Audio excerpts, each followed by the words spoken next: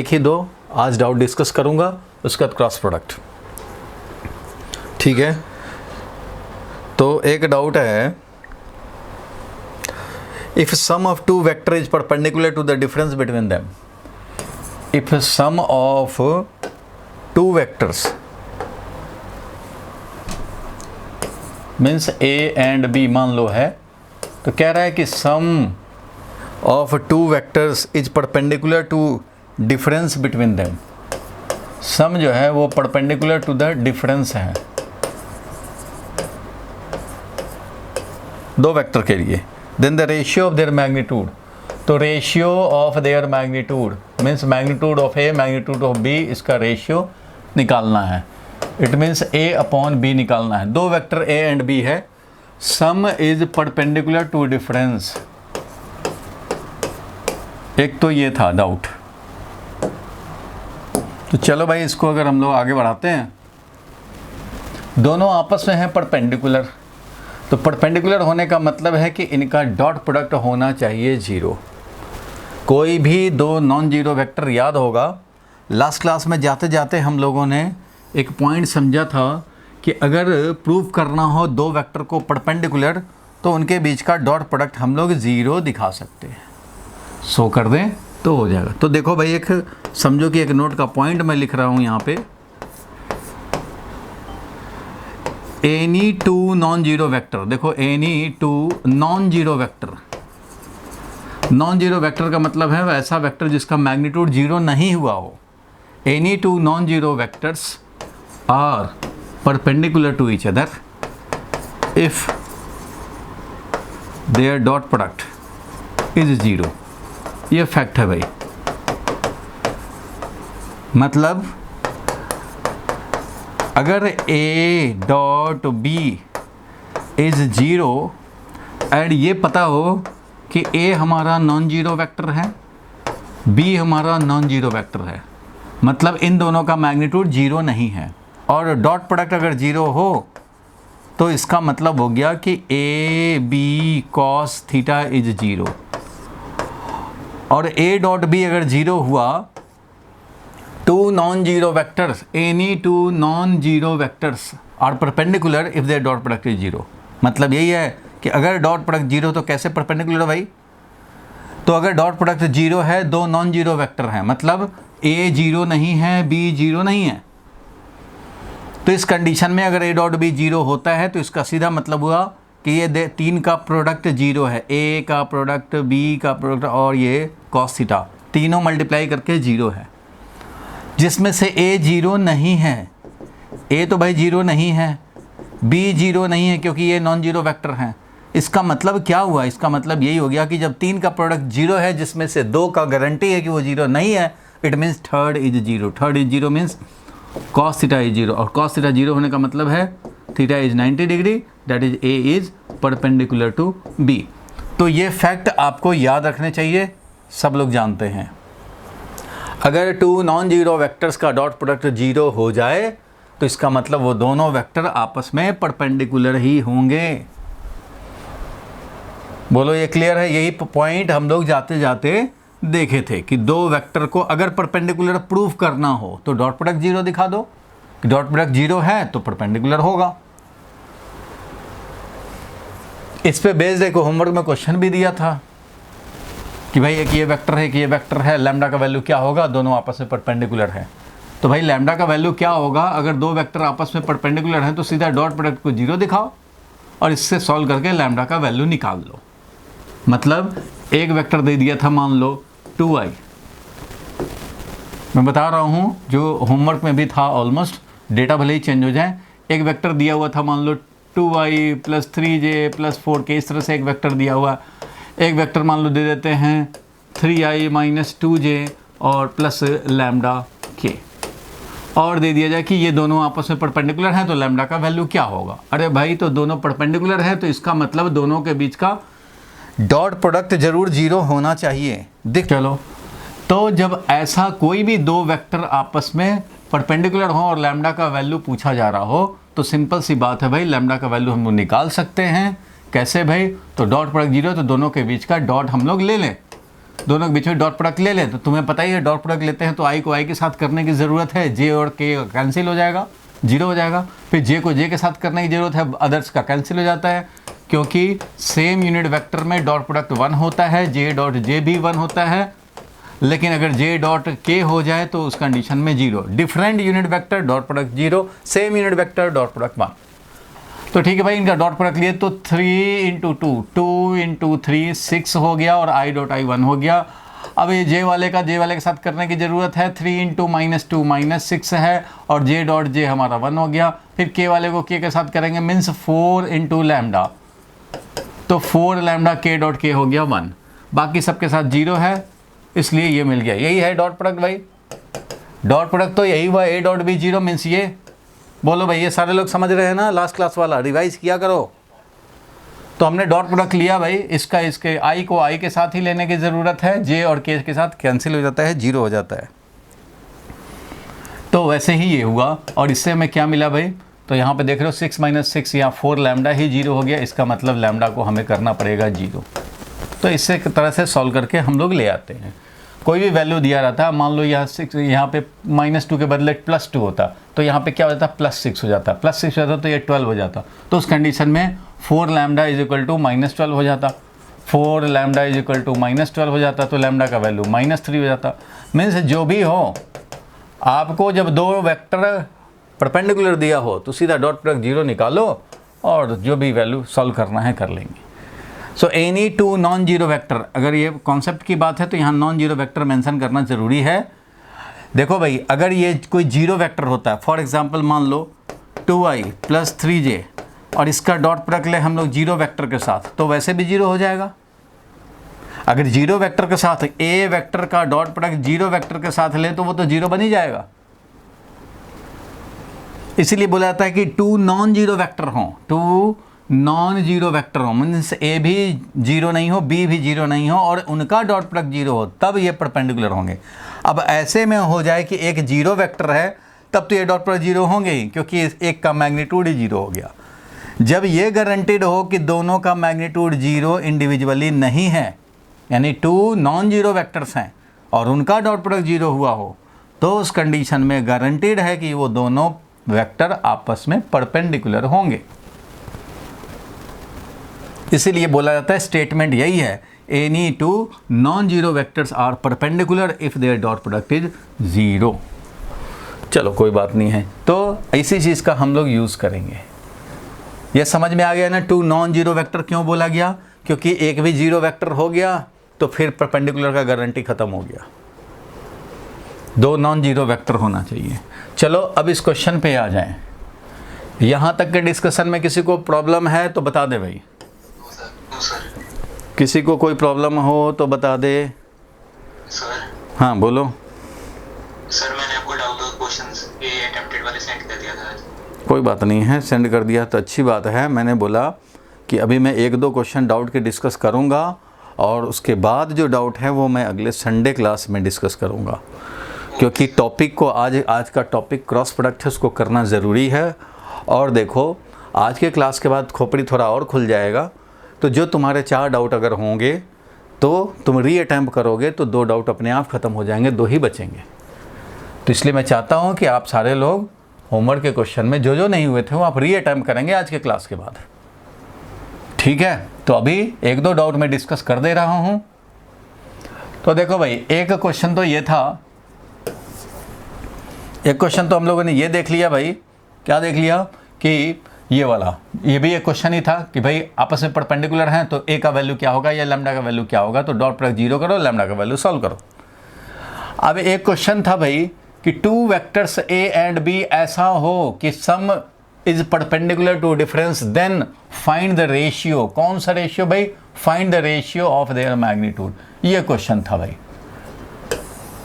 ठीक है? क्वेश्चन समझ गए? ये क्वेश्चन था, सबको मिला है पीडीएफ में वह होमवर्क। तो two vectors a and b are such that their sum is perpendicular to difference. तो भाई जब sum vector, sum a plus b निकालेंगे और ए माइनस बी आपस में परपेंडिकुलर होना चाहिए, तो इन दोनों के बीच का रेशियो क्या होगा? तो भाई जो लिखा है मेथड 1 में दिखाने जा रहा हूँ, मेथड 1, इसको 2 मेथड से हम लोग सॉल्व कर सकते हैं।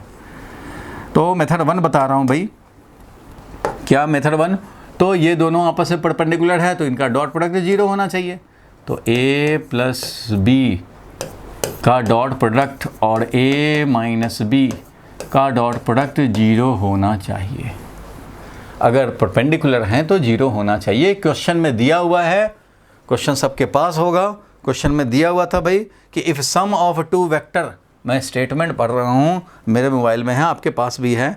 If sum of two vector is perpendicular to the difference between then the ratio of magnitude कितना होगा।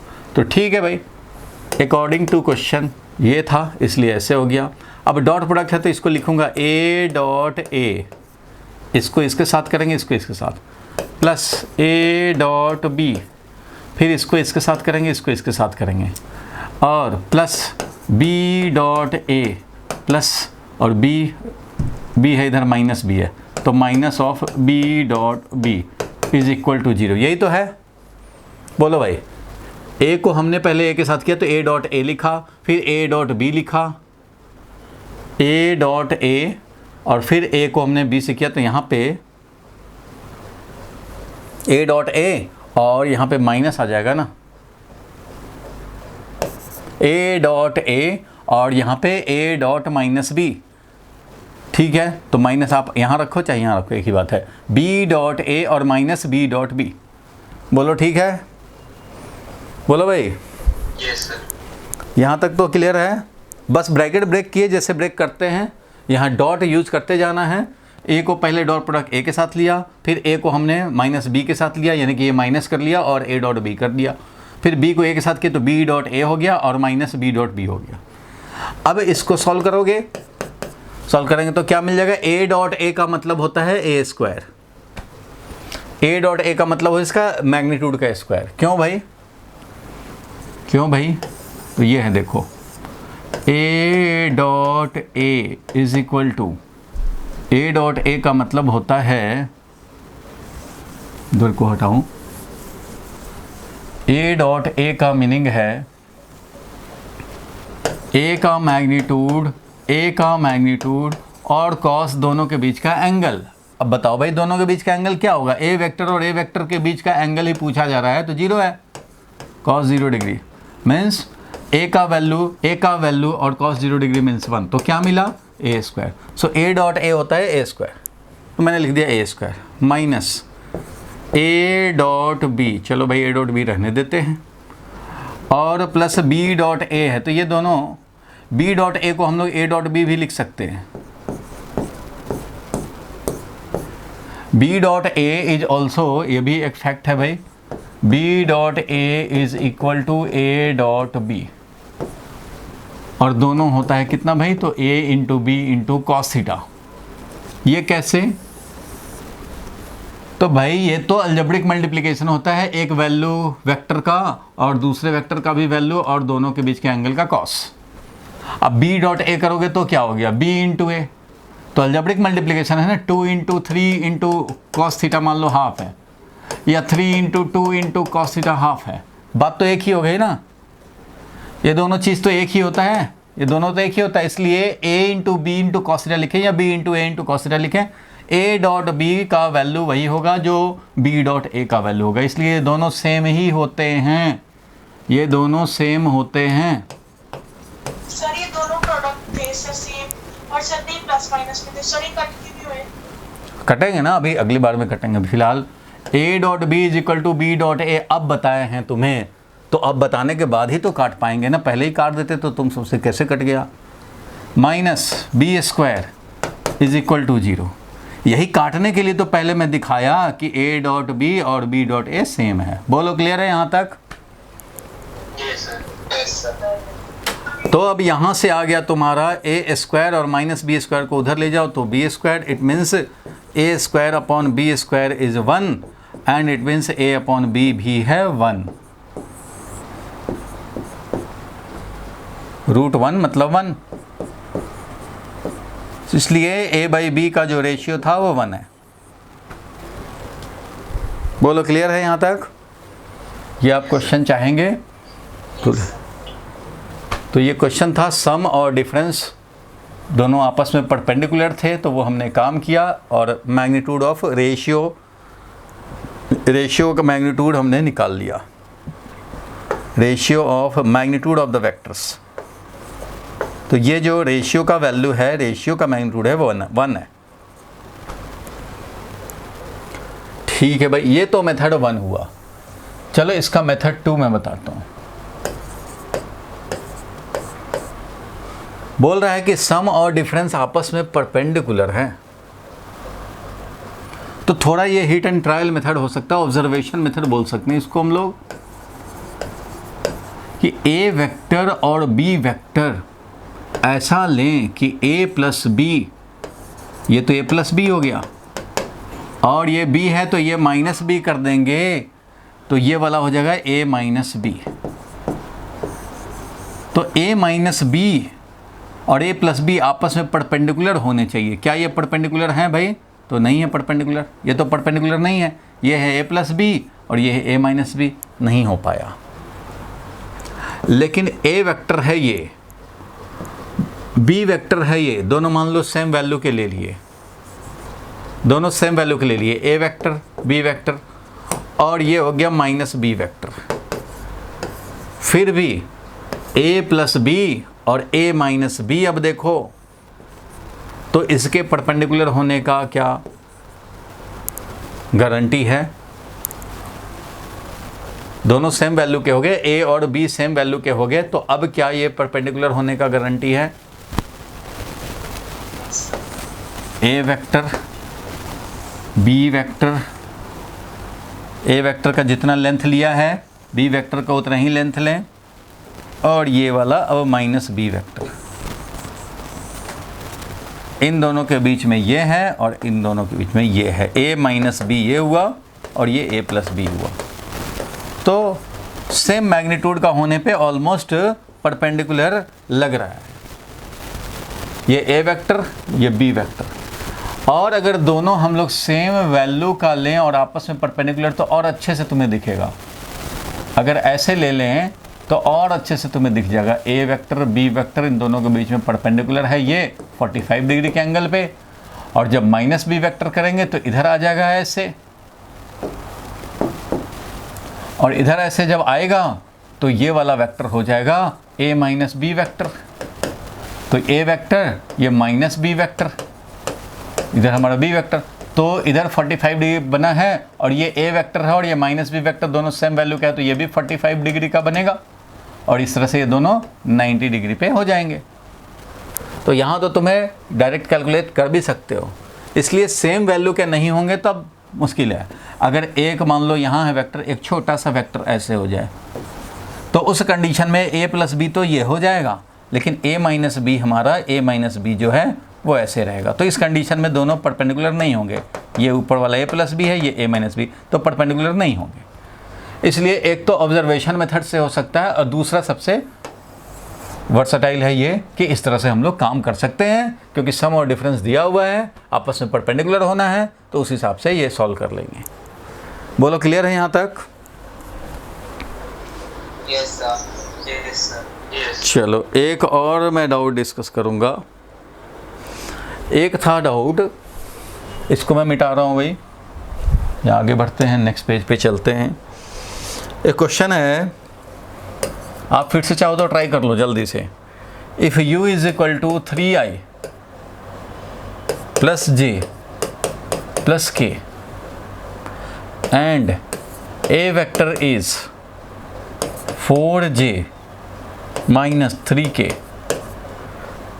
find the projection of u in the direction of a। ये बहुत कम लोग से बना होगा। Find projection of u in the direction of a means along a।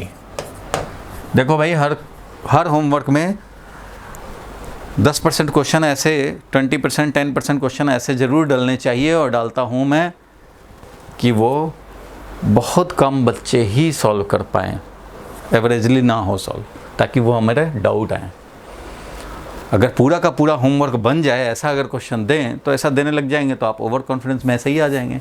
और ऐसा भी नहीं होमवर्क होना चाहिए किसी भी टीचर के लिए, होमवर्क ऐसा भी नहीं देना चाहिए कि बच्चे का 10% हो रहा है, 90% हो ही नहीं रहा, तो बच्चा खुद फ्रस्ट्रेट हो जाएगा, अरे क्या हो रहा है, कुछ लगता है हो ही नहीं रहा।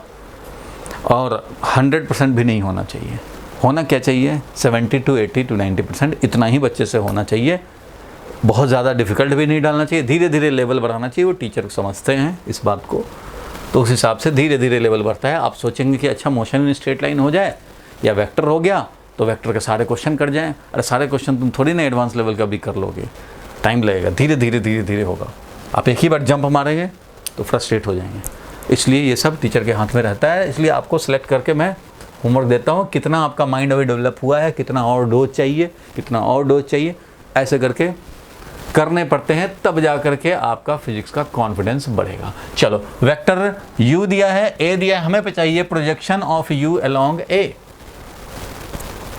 अब देखो ऐसा कॉन्सेप्ट मैंने डिस्कस किया था, होमवर्क वही होगा जो कि इन्हीं कॉन्सेप्ट में होने हैं, होना तो इन्हीं से है, बट थोड़ी थिंकिंग लेवल हाई चाहिए होगा, तो वो प्रैक्टिस से आता है। जैसे जैसे प्रैक्टिस होगा आपका हो जाएगा। चलो भाई, प्रोजेक्शन मतलब कंपोनेंट, याद होगा बताया था, a dot B is equal to A B cos theta. अगर आपने ध्यान रखा हो इसका ज्योमेट्रिकल मीनिंग, तो उसमें बताया था कोई a का वैल्यू तो ये वाला b कॉस थीटा ऐसा समझ सकते हैं, या फिर b वैल्यू तो a कॉस थीटा ऐसा समझ सकते हैं। अब देख रहे हो कि एक ये a वेक्टर है मान लो, और ये एक b वेक्टर है, इस तरह से है। मान लो a वेक्टर है, एक b वेक्टर, तो b वेक्टर को ऐसे हमने शिफ्ट कर दिया और ये b वेक्टर यहाँ आ गया। अब यहाँ से एक a वेक्टर है, एक b वेक्टर है, हम लोग चाहें तो आराम से इस पे परपेंडिकुलर a पे डाल सकते हैं। यहाँ से परपेंडिकुलर जब a पे डालेंगे, ऐसे परपेंडिकुलर डाला तो इसको बोलेंगे b cos थीटा। और b cos theta geometrical meaning बताया था, b cos थीटा क्या है भाई, कंपोनेंट ऑफ b अलोंग है, इसी को बोलते हैं कंपोनेंट या projection of b along a। ठीक है, उसी तरह से ये a वेक्टर है अगर, और a वेक्टर का भी कंपोनेंट आप लोगों को ध्यान रहना चाहिए, जो बात बोल देते हैं क्लास में वो ध्यान रहना चाहिए।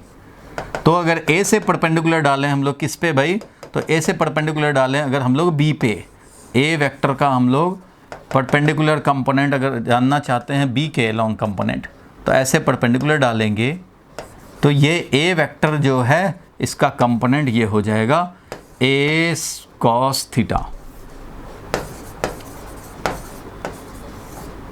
a cos थीटा क्या हो गया भाई, तो कंपोनेंट हो गया हमारा इस a वेक्टर का b के अलोंग, इस तरह से। तो ज्योमेट्रिकल मीनिंग में बताया था कि जिन दो वेक्टर के डॉट प्रोडक्ट लेते हो उनमें से कोई एक वेक्टर का मैग्नीट्यूड मल्टीप्लाइड बाई b का कंपोनेंट a के अलोंग,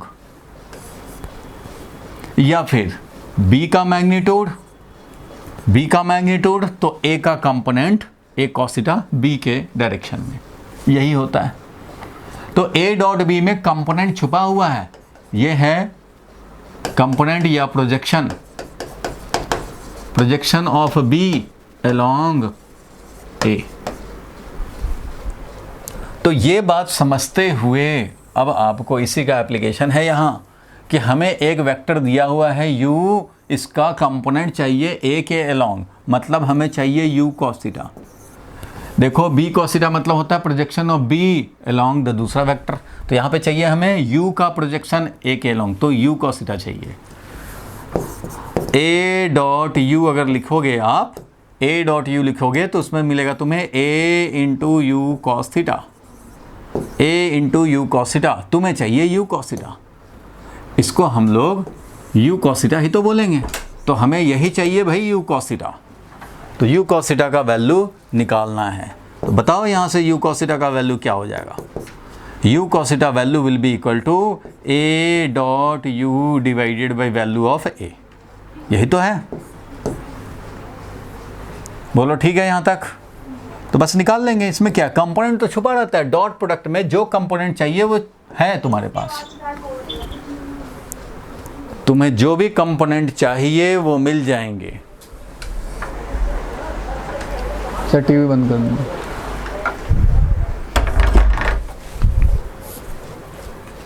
ठीक है, अब आवाज आ रही है भाई? देखो यस सर। देखो डॉट प्रोडक्ट में कंपोनेंट ही तो है, देख रहे हो, ए बी कॉस थीटा। तो ए बी कॉस थीटा में अगर तुम्हें बी का कंपोनेंट चाहिए ए के डायरेक्शन में तो बी कॉस थीटा पकड़ लो, अगर ए का कंपोनेंट बी के डायरेक्शन में चाहिए तो ए कॉस थीटा पकड़ लो। ये हो गया बी का value into component of A along B. ऐसे समझते हैं? समझ गया। क्या नहीं समझ में आ रहा? सर ये वाला क्वेश्चन मुझे समझ नहीं आ रहा। अरे इसमें कहाँ पे ये वाला पॉइंट समझ में आ रहा है? कंपोनेंट है कंपोनेंट वाला ये जो आपने ये जो लिखा है, लेफ्ट वाला नहीं समझ में आया? ये सर जो लिखा है ये। अच्छा कोई बात नहीं, उधर छोड़ो। ये वाला समझ में आ रहा है कि किसी दो वेक्टर में जब डॉट प्रोडक्ट लेते हैं तो geometrical meaning of dot product यही कहता है भाई कि ए डॉट बी जो ए बी कॉस थीटा है, तुम A into B cos theta समझ लो या B into A cos theta समझ लो। अगर बी कॉस थीटा बोलते हैं तो component of B along A cos theta समझते हैं तो component of A along B. जो तुम्हें चाहिए निकाल लो, जो तुम्हें चाहिए निकाल लो। अगर बी का कंपोनेंट चाहिए ए के अलोंग तो बी कॉस थीटा निकाल लो। तो यही काम देखो यहाँ पे क्वेश्चन दे दिया है कि ए भी दिया बी भी दिया, मतलब दो वेक्टर दिए हैं। ये क्वेश्चन है भाई।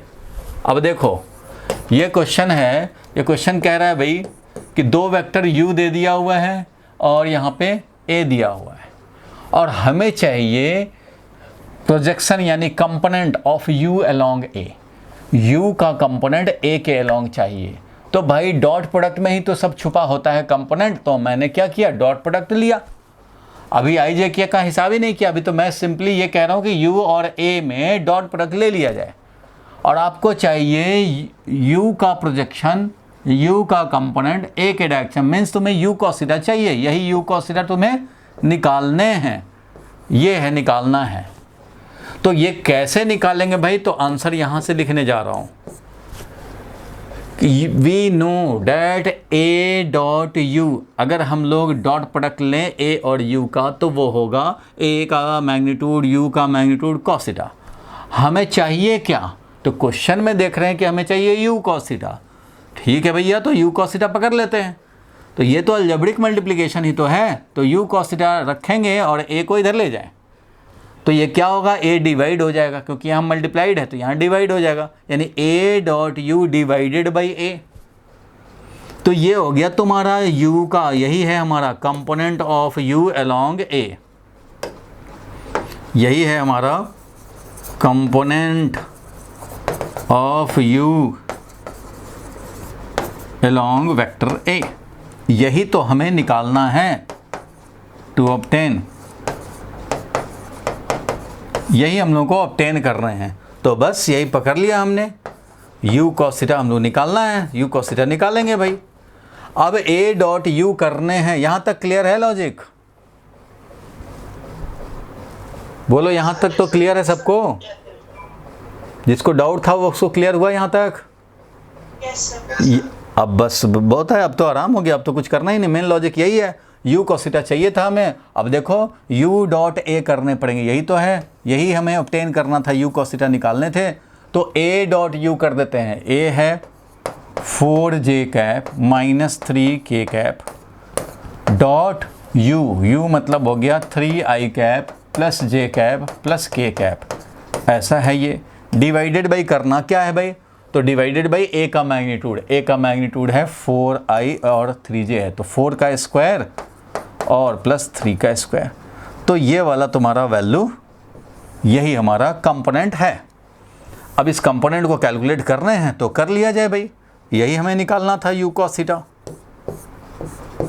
अब देखो 4j, तो j वाला पकड़ो, 4j इंटू जे, 4j डॉट j, तो 4j डॉट j हो गया 4, क्योंकि 4 इंटू 1 और j डॉट j 1 हो गया।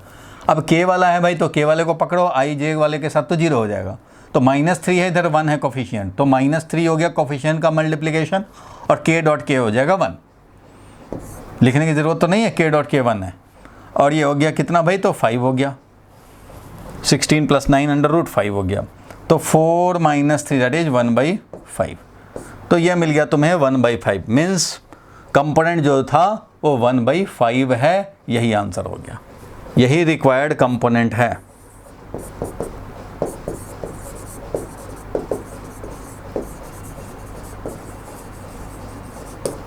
हमें चाहिए था u का कंपोनेंट a के डायरेक्शन में, तो u का कंपोनेंट a के डायरेक्शन में हमें मिल गया, u cos थीटा। देख लो सर जो क्वेश्चन में ऑप्शन दिए हैं वो तो अलग है। क्या ऑप्शन दिए हैं, एक मिनट 1/5 नहीं है। एक मिनट में देख लेता हूँ। 1/5 में 0.2 है क्या?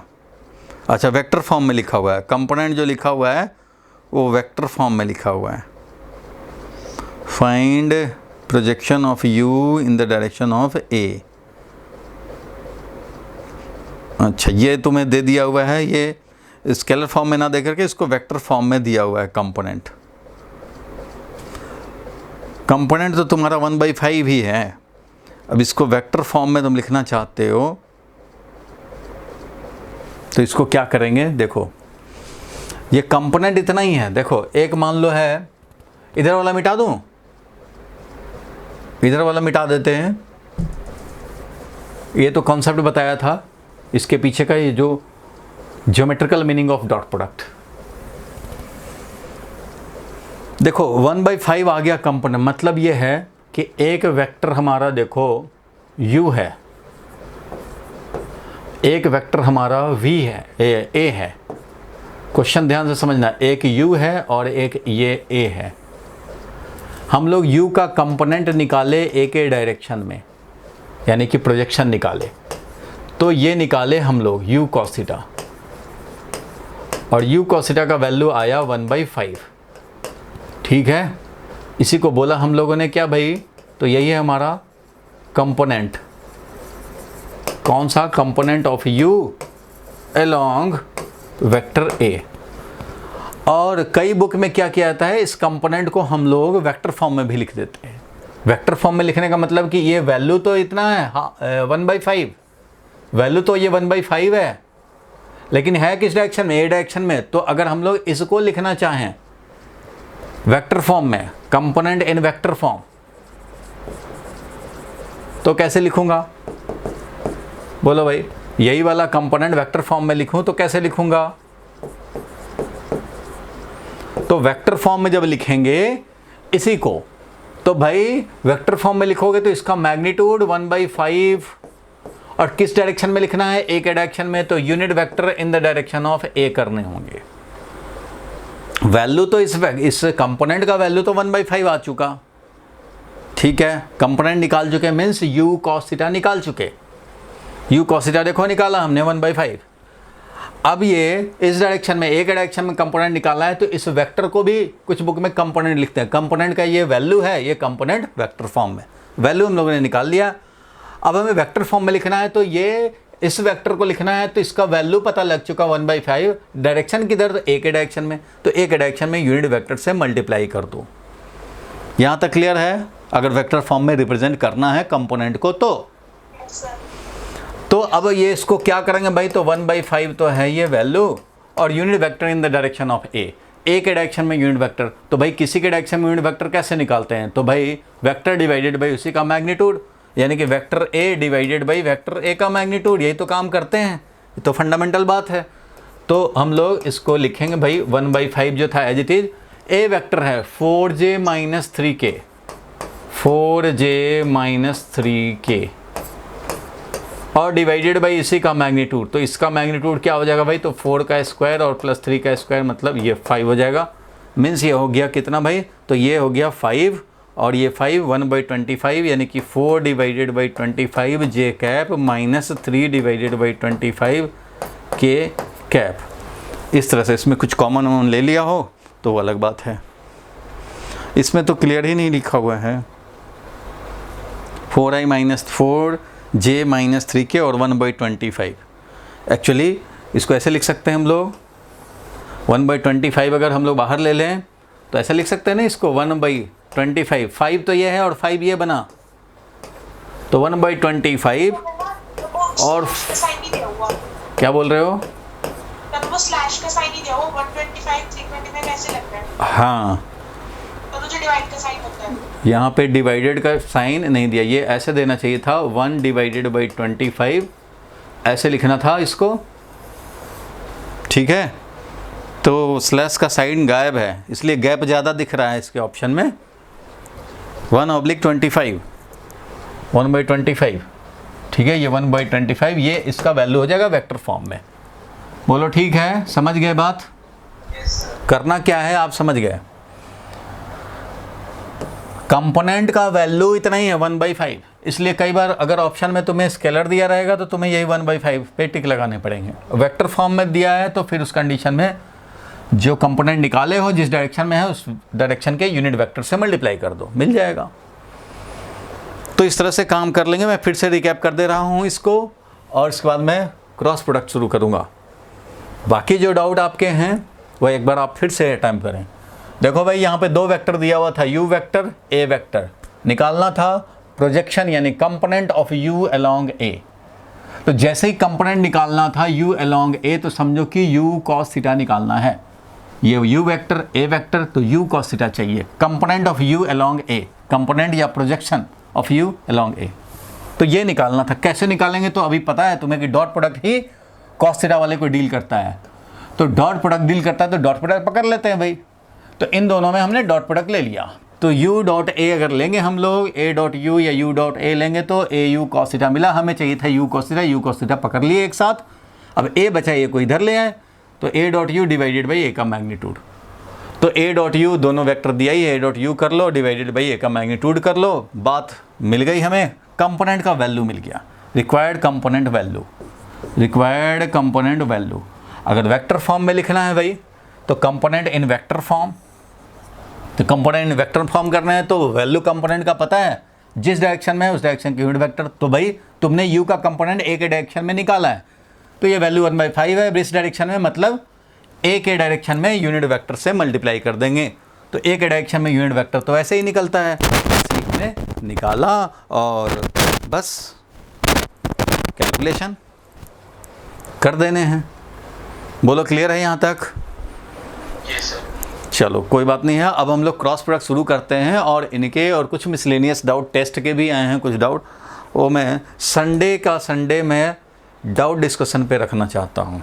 अब संडे एक क्लास रखेंगे डाउट डिस्कशन के लिए। चलो भाई अभी लिखो रजिस्टर पे जल्दी से क्रॉस प्रोडक्ट। भाई कुछ पेरेंट के फ़ोन आए हैं हमारे पास, वो कहते हैं कि हमारा बच्चा सो के पढ़ता है, मोबाइल ले लेता है, कॉपी पेन उसके पास होता नहीं है। तो भैया सबके पास नहीं तो मैं कैमरा ऑन करवा लूँगा फिर।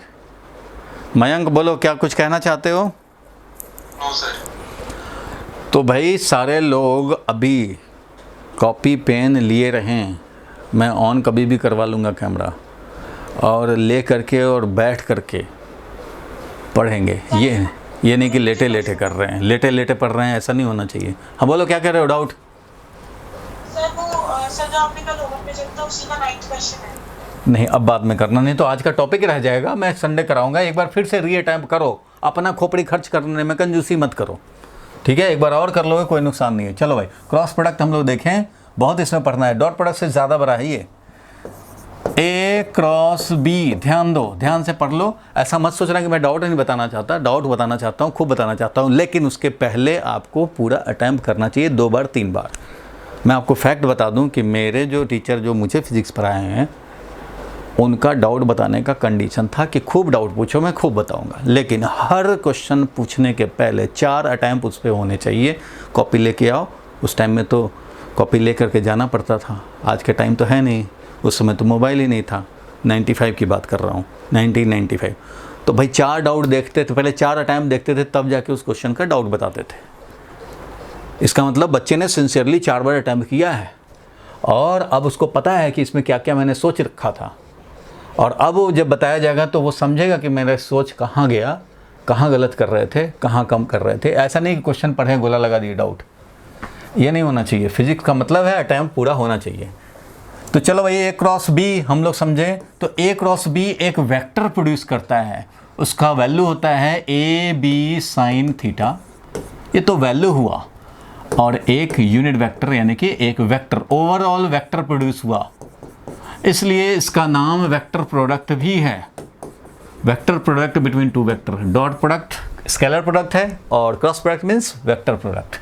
क्रॉस क्योंकि बीच में क्रॉस साइन यूज करते हैं इसलिए इसका नाम क्रॉस प्रोडक्ट, और क्योंकि ये वेक्टर प्रोड्यूस करता है इसलिए वेक्टर प्रोडक्ट बोलते हैं। बाकी आगे बढ़ेंगे, सिमिलर इसको कैसे इवेलुएट करेंगे, डायरेक्शन किधर होगा, ये सब समझने की बात है। फिलहाल नोटेबल पॉइंट जो है वो है कि ए क्रॉस बी का मैग्नीट्यूड की बात करें तो वो है ए बी साइन थीटा। सिर्फ मैग्नीट्यूड की बात करें तो यूनिट वेक्टर छोड़ दो, यूनिट वेक्टर को तो डायरेक्शन के लिए यूज़ करते हैं, तो ओनली वैल्यू लिखना हो तो ए बी साइन थीटा। इसलिए आप चाहें तो दो वेक्टर के बीच का एंगल निकालने के लिए साइन थीटा यूज़ कर सकते हैं, ए क्रॉस बी का value divided by A B.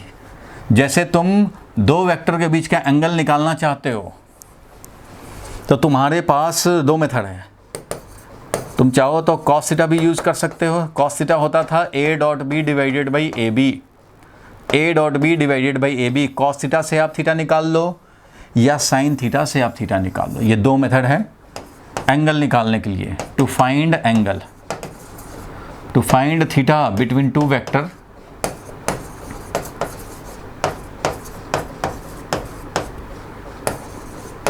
we can use both dot and cross product, दोनों यूज करके निकाल सकते हो। आपको जो अच्छा लगता है आप वो करके निकाल सकते हो। इससे निकालोगे तो थीटा कॉस इन्वर्स समथिंग आएगा, इससे निकालोगे तो साइन इन्वर्स में आएगा, मीन्स साइन थीटा या कॉस थीटा। तो क्रॉस प्रोडक्ट से हम लोग साइन थीटा निकाल सकते हैं, डॉट प्रोडक्ट से हम लोग कॉस थीटा निकाल सकते हैं। तो ये है, अब इसका हम लोग यूज़ करेंगे धीरे धीरे। फिलहाल तो सबसे पहले इसका डायरेक्शन निकालना होगा, तो इसका डायरेक्शन जानने के लिए ज़रा हम लोग समझें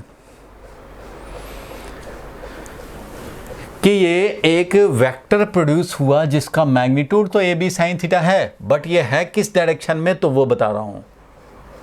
वो होता है दोनों वेक्टर के परपेंडिकुलर।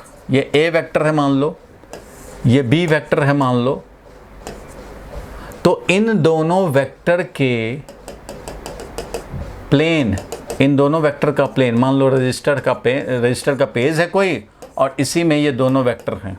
मान लो ये एक रजिस्टर है मान लो, ठीक है भाई, इसमें एक ले लिया ये वाला एज पे वेक्टर ए, एक ये ले लिया वेक्टर बी। तो ऐसा ले सकते हैं, या ये वेक्टर बी है, इधर वाला वेक्टर ए है, इधर वाला वेक्टर बी है। तो ऐसा हमने ले लिया भाई, ये बी वेक्टर, इधर ए वेक्टर। तो ए और बी से बना हुआ प्लेन के परपेंडिकुलर होगा इस क्रॉस प्रोडक्ट का डायरेक्शन। जो क्रॉस प्रोडक्ट है ए क्रॉस बी, उसका डायरेक्शन ए बी से बना हुआ प्लेन के परपेंडिकुलर होगा। ऐसे होगा चाहे ऐसे होगा, अपवर्ड हो गया चाहे डाउनवर्ड हो गया। तो अगर ऐसे है मान लो रजिस्टर का पेज, और इधर ए वेक्टर है, इधर बी वेक्टर है, तो इनसे बना हुआ ये प्लेन, तो इसके परपेंडिकुलर होगा, चाहे इधर हो ए क्रॉस बी, चाहे ए क्रॉस बी इधर हो, हमेशा परपेंडिकुलर। इसलिए ये ए है ये बी है, तो समझो कि ये है ए क्रॉस बी, इस पे भी परपेंडिकुलर और इस पे भी परपेंडिकुलर, इस प्लेन के परपेंडिकुलर। अब मान लो ये है एक्स एक्सिस, ये समझो वाई एक्सिस, और ये जेड एक्सिस, तीनों आपस में म्यूचुअली परपेंडिकुलर हैं। इधर है आई कैप, ध्यान देना, इधर है जे कैप और इधर है के कैप। तो आई कैप क्रॉस जे कैप होता है के कैप। मतलब आई क्रॉस जे अगर निकालेंगे तो किधर मिलेगा भाई के कैप। कैसे होगा अभी समझेंगे। फिलहाल ये है कि आई अगर इधर ए वेक्टर हो, इधर बी वेक्टर हो, मान लो इधर हमारा ए वेक्टर है और इधर बी वेक्टर है, तो ए क्रॉस बी करेंगे तो ए बी वेक्टर जो हैं दोनों ए बी से बना हुआ प्लेन एक्स वाई प्लेन हो गया भाई। ए और बी से बना हुआ प्लेन क्या हो गया, ये एक्स वाई प्लेन हो गया, ये वाला इस प्लेन के परपेंडिकुलर होगा, यानी कि जेड डायरेक्शन में, चाहे नेगेटिव जेड डायरेक्शन में होगा। फिर से मैं बता रहा हूँ, जिन दो वेक्टर का क्रॉस प्रोडक्ट लेते हैं, इन दो वेक्टर से बना हुआ प्लेन, बना हुआ प्लेन का मतलब है कि समझो कि इन दो वेक्टर को एडजेसेंट साइड समझ करके एक पैरेललोग्राम बना लो। एक वेक्टर ये है, एक वेक्टर ये है, तो इनसे एक पैरेललोग्राम समझो बना लो। इस पैरेललोग्राम का जो प्लेन है इसके परपेंडिकुलर होगा ए क्रॉस बी, मतलब दोनों के परपेंडिकुलर होगा, दोनों वेक्टर के परपेंडिकुलर होगा। ध्यान से समझना, ए क्रॉस बी बोला जाता है कि A cross B is perpendicular to A and A cross B is perpendicular to B, क्योंकि दोनों के प्लेन के परपेंडिकुलर ही होता है। तो A cross B is perpendicular किसके भाई? Perpendicular to plane of A and B, A and B के परपेंडिकुलर प्लेन में होता है। और परपेंडिकुलर प्लेन में होने का मतलब है कि दोनों में परपेंडिकुलर। इसलिए कई बार 1 मार्क्स का क्वेश्चन भी पूछा जाता है, क्या भाई, कि ए क्रॉस बी और इसको डॉट प्रोडक्ट ले ले ए के साथ, तो क्या मिलेगा भाई हमें? 0 मिलेगा। क्यों मिलेगा 0? क्योंकि ए क्रॉस बी जो होता है वो ए के परपेंडिकुलर, ए क्रॉस बी जो होता है वो ए वेक्टर के परपेंडिकुलर होता है, और जब परपेंडिकुलर टू वेक्टर्स में डॉट प्रोडक्ट लेते हैं तो 0 मिलता है। सिमिलरली ए क्रॉस बी जो है, ए क्रॉस बी वो बी पे भी परपेंडिकुलर है, तो ये बी वाला वेक्टर पे भी परपेंडिकुलर है भाई। तो इसलिए यहाँ से भी लिख सकता हूँ कि ए क्रॉस बी का अगर डॉट प्रोडक्ट बी के साथ लें तो कितना मिलेगा? ए क्रॉस बी का डायरेक्शन बी के डायरेक्शन से परपेंडिकुलर होता है, तो डॉट प्रोडक्ट कितना मिलेगा? 0।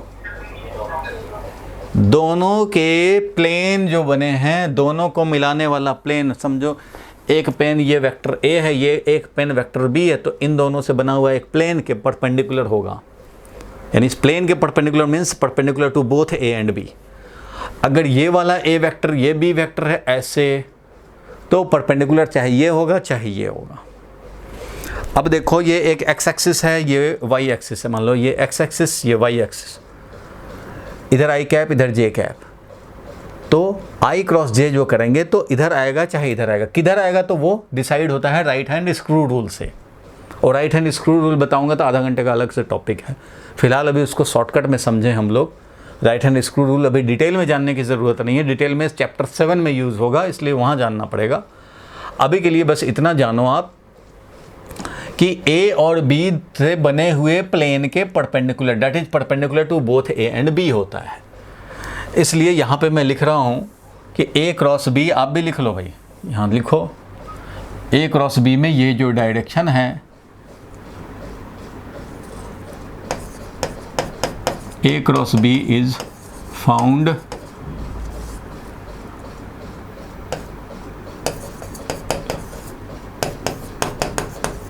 direction of A cross B, ऐसे लिखते हैं।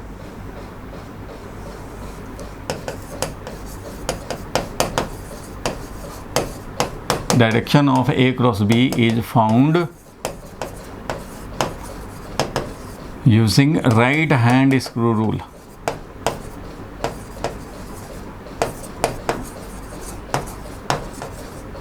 नहीं तो मुझे एक और क्लास लेने पड़ जाएंगी वेक्टर में, अगर इसको हम लोग राइट हैंड स्क्रू रूल भी डिस्कस करें तो।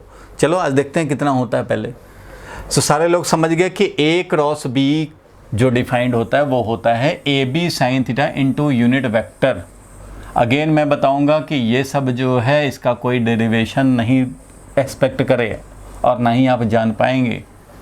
ए क्रॉस बी डिफाइन ही किए जाते हैं, डेफिनीशन है ये, कोई फॉर्मूला का डेरिवेशन नहीं मिल सकता, डेफिनीशन ही है। ए क्रॉस बी डिफाइंड ही होता है कि एक वेक्टर प्रोड्यूस होगा जिसका वैल्यू हम लोग ए बी साइन थीटा समझते हैं। तो ए क्रॉस बी का value A B sine theta है, और जब ऐसे है तो हम लोग साइन थीटा निकाल सकते हैं। साइन थीटा निकालना मतलब एंगल निकालना, तो एंगल निकालने के ये दो मेथड हो जाएंगे।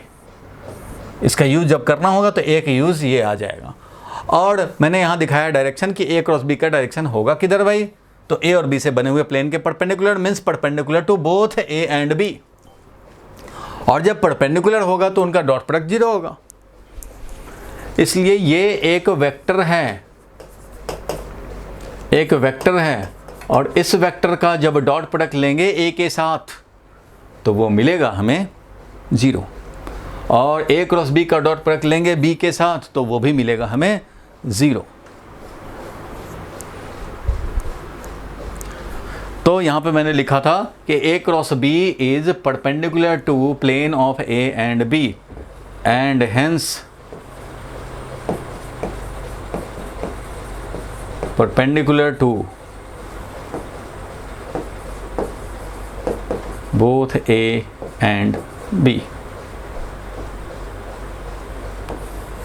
ये इतना बात अगर समझे तो मैं आगे बढ़ूं। Yes, sir.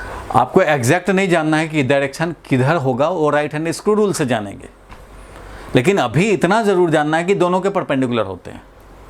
दो वेक्टर से एक प्लेन बनता है, उसके परपेंडिकुलर। प्लेन किसको बोलते हैं भाई? देखो इसको भी ज़रा समझ ही लो। ये एक वेक्टर, अगर ये पेन है, ये एक वेक्टर है, तो ये वर्टिकल प्लेन जिसमें ये कंटेंड हो, फॉर एग्जांपल मान लो ये एक प्लेन है वर्टिकल, और ये एक मैंने वेक्टर लिया, तो इस वेक्टर को मैं इस प्लेन में नहीं बोलूँगा, क्योंकि एक वेक्टर है अगर ये, तो इसको पैरेलल शिफ्ट कर सकते हैं ना। अगर इधर उधर कर दिया तो वेक्टर ही बदल जाएगा। तो ये पैरेलल शिफ्ट करके देखा तो ये इस प्लेन में नहीं कंटेंड है। क्यों भाई नहीं कंटेंड है? क्योंकि इस वेक्टर के यानी इस लाइन के या इस रॉड के समझो सारे के सारे पॉइंट एक बार नहीं टच कर रहे हैं इसको। यही अगर ये वर्टिकल होता, ये वर्टिकल ही होता, तो ये बोलते कि इस प्लेन में है। क्यों? क्योंकि इसको जब टच कराते तो पूरा का पूरा एक बार टच होता, सारे के सारे पॉइंट टॉप बॉटम सब एक साथ टच होता, तो बोलते कि ये इस प्लेन में है। लेकिन ऐसे रहेगा ये, तो ये इस प्लेन में नहीं है, अभी ये इस प्लेन में है। तो जब भी दो वेक्टर होंगे, एक ये वाला एक ये वाला, दो वेक्टर होंगे तो दोनों वेक्टर को कंटेन करने वाला एक ही प्लेन हो सकता है। ये वाला प्लेन दोनों वेक्टर को कंटेन किया हुआ है। ये वाला जो प्लेन है वो वेक्टर ये ब्लू वाले पेन को तो कंटेन किया हुआ है, हॉरिजॉन्टल वाले को, बट इसने ये ब्लैक वाले को नहीं कंटेन किया है। ये वाला भी वैसे ही है, एक ही कंटेन किया। और ये अगर ऐसे कर दे प्लेन तो अब ये दोनों को कंटेन कर रहा है, अब ये दोनों को कंटेन कर रहा है।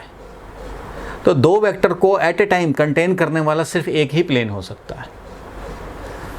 सिर्फ अगर एक वेक्टर की बात करें तो ये एक वेक्टर को कंटेन करने वाला ये प्लेन भी है, ये प्लेन भी है, ये प्लेन भी है, ये प्लेन भी है, ये प्लेन भी है, ये प्लेन भी। इनफाइनाइट एक ही वेक्टर को कंटेन करने वाले इनफाइनाइट प्लेन हो सकते हैं, लेकिन दो वेक्टर को कंटेन करने वाला एक ही टाइम पे सिर्फ एक ही प्लेन होगा, क्योंकि और प्लेन किसी एक वेक्टर को कंटेन करेगा तो दूसरे को नहीं कर पाएगा। एक ही प्लेन होगा जो दोनों को कंटेन कर ले, तो इस प्लेन के परपेंडिकुलर ही होगा। अगर ए और बी हमारा ऐसे है तो इसके परपेंडिकुलर प्लेन, परपेंडिकुलर में ए क्रॉस बी होगा। किस डायरेक्शन में होगा? जब राइट हैंड स्क्रू रूल बताएंगे तो उस समय क्लियरली होगा कि इधर होगा या इधर होगा। अभी मैं बता रहा हूँ कि इसके परपेंडिकुलर होना है, चाहे इधर होना है चाहे इधर होना है, लेकिन परपेंडिकुलर टू बोथ होने हैं। इसलिए dot product A cross B का ए के साथ करें या ए क्रॉस बी का बी के साथ करें, डॉट प्रोडक्ट विल रिमेन 0। ठीक है, इसमें बहुत इंपॉर्टेंट बात अब यह है आई जे का खेल, क्योंकि देखे हो आपने अभी डॉट प्रोडक्ट में देखा था कि सब सारे वेक्टर ए बी ये सब आई जे में होते हैं। तो मेन है कि आई जे में क्या होगा, आई जे में क्रॉस प्रोडक्ट का कैसे डायरेक्शन निकालेंगे वो देखने हैं। तो इतना आपने नोट कर लिया है या स्क्रीनशॉट ले लिया है? Yes, sir. Yes, sir. Yes, sir. तो शॉर्टकट देखो, टेक्नोलॉजी बहुत बढ़ गया है, इसका मतलब टेक्नोलॉजी एडवांस हो गए हैं, तो आप ज़रूरत से ज़्यादा एडवांस ना हो। ये नहीं कि स्क्रीनशॉट ले लिए बस अपना, वो तो है ही स्क्रीनशॉट में पड़ा हो तो वो पड़ा ही रह जाएगा। जब तक कि उस पर खोपड़ी नहीं खर्च करेंगे, लिखेंगे नहीं, तो आजकल पेन पेज का कम यूज़ हो रहा है, तो आप ज़्यादा यूज़ करेंगे नहीं तो माइंड में सेट नहीं होगा। इसलिए इसका अभी मैं होमवर्क दूंगा तुम्हें, पहले खूब होमवर्क देता था ऑफलाइन क्लास में, रिवाइज एंड रीराइट। तो आज मैं होमवर्क आपको देने जा रहा हूँ, revise and rewrite all the concepts of vector. आज तक आपको मैंने 7 क्लास लिए अगर वेक्टर के, तो 7 क्लास का नोट्स बन जाने चाहिए।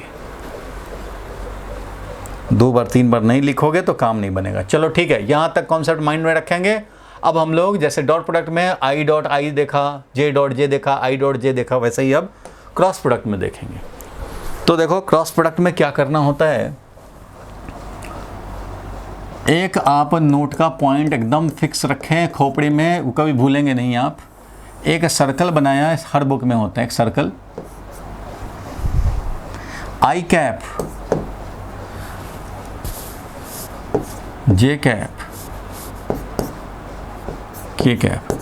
अच्छा ये बताओ, ए बी सी डी तो सबको पता है, ए बी सी डी। आई के बाद क्या आता है, जे। आई के बाद क्या आता है, जे के बाद, और के के बाद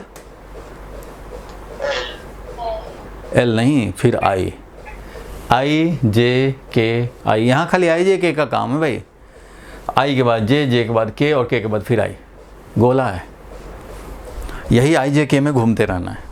तो ये ध्यान रखना, आई जे फिर के और फिर आई। तो आई जे के ऐसे है, ध्यान रखना। अगर कोई बोले आई क्रॉस जे क्या होगा भैया, तो बोलना के। आई क्रॉस जे क्या होगा तो के। जे क्रॉस के क्या होगा भाई, जे क्रॉस के, तो वो होगा आई, जो तीसरा बच गया वही। और के क्रॉस आई क्या होगा भाई, तो के क्रॉस आई, के क्रॉस आई करेंगे तो क्या मिलेगा, जे। एक तो ये याद रखना है। दूसरा, आई क्रॉस जे हुआ तब तो तुम्हें ये मिल गया के। आई क्रॉस जे मतलब जिस डायरेक्शन में एरो लिखा हुआ उसी डायरेक्शन में जा रहे हो, आई क्रॉस जे, तो तीसरा वेक्टर के मिलेगा। जे क्रॉस के करोगे तीसरा वेक्टर आई मिलेगा, के क्रॉस आई करोगे तीसरा वेक्टर जे मिलेगा। लेकिन अगर तुमने डायरेक्शन रिवर्स कर दिया, सीधा तुमने आई के बाद के कर दिया, आई के बाद जे, जे के बाद के होता है, तो तुमने इसका मतलब रिवर्स कर दिया डायरेक्शन, या जंप मार लिए। आई के बाद जे, जे को जंप मार के सीधा के कर दिए। आई क्रॉस के करोगे तो तीसरा वेक्टर तो होगा लेकिन माइनस में। याद रखने का तरीका है, सब लोग ये कराते हैं। तो जे क्रॉस के करेंगे तब तो मिलेगा आई, लेकिन के जे क्रॉस आई कर दिया तुमने। अगर जे क्रॉस आई कर दिया मतलब तुम उल्टा चले गए। जे के बाद होता है के, लेकिन जे के बाद तुम आई कर रहे हो, जे क्रॉस आई कर रहे हो। तो जे क्रॉस आई करोगे तो तीसरा वेक्टर तो मिलेगा लेकिन निगेटिव में। तो डायरेक्शन रिवर्स किए या जंप मारे तो निगेटिव में थर्ड वेक्टर। और अगर डायरेक्शन को प्रॉपरली फॉलो कर रहे हो, कोई जंप नहीं लगा रहे, कोई रिवर्स नहीं कर रहे, तो तीसरा वेक्टर पॉजिटिव में। उसी तरह से मान लो आई क्रॉस के कर लिया, जे क्रॉस आई कर लिया, और के और जे का अगर देखें, ये के क्रॉस जे कर दें, जे क्रॉस के करते तब तो आई हो जाता है, लेकिन के क्रॉस जे कर रहे हैं तो क्या हो जाएगा। तो इस तरह से ध्यान रखने हैं। आई जे के, आई के बाद जे हुआ तो तीसरा वेक्टर। अगर ये एरो डायरेक्शन फॉलोड है तो तीसरा वेक्टर पॉजिटिव। एरो डायरेक्शन अगर फॉलोड नहीं हुआ, अपोजिट में चले गए, अपोजिट डायरेक्शन में चले गए या जंप लगा दिया, जो भी समझ लो। अब आई के बाद सीधा के जा रहे हैं तो चाहे तो तुम इधर से समझोगे कि आई के बाद तो जे आना चाहिए था लेकिन चला गया के। आई क्रॉस के पूछ रहे हो भाई, तो अगर आई क्रॉस के कर रहे हैं तो हम लोग देखेंगे कि आई क्रॉस के करने से ये फॉलो तो नहीं हुआ सीक्वेंस। आई के बाद जे आता है, जे के बाद के, आई क्रॉस जे होना चाहिए था, तो आई क्रॉस के हो गया है, यानी जंप मार लिया है। तो भाई तीसरा वेक्टर जो बचा हुआ है वो तो होगा लेकिन निगेटिव में। बोलो ठीक है यहाँ तक? Yes sir. डायरेक्शन तो कम से कम चलो समझ गए, ये ध्यान रखना है। अब मैं बात करूंगा वेरी वेरी इंपॉर्टेंट, आई क्रॉस आई क्या होगा, जे क्रॉस जे क्या होगा, के क्रॉस के क्या होगा, आई क्रॉस जे क्या होगा, और जे क्रॉस आई क्या होगा। बताओ भाई।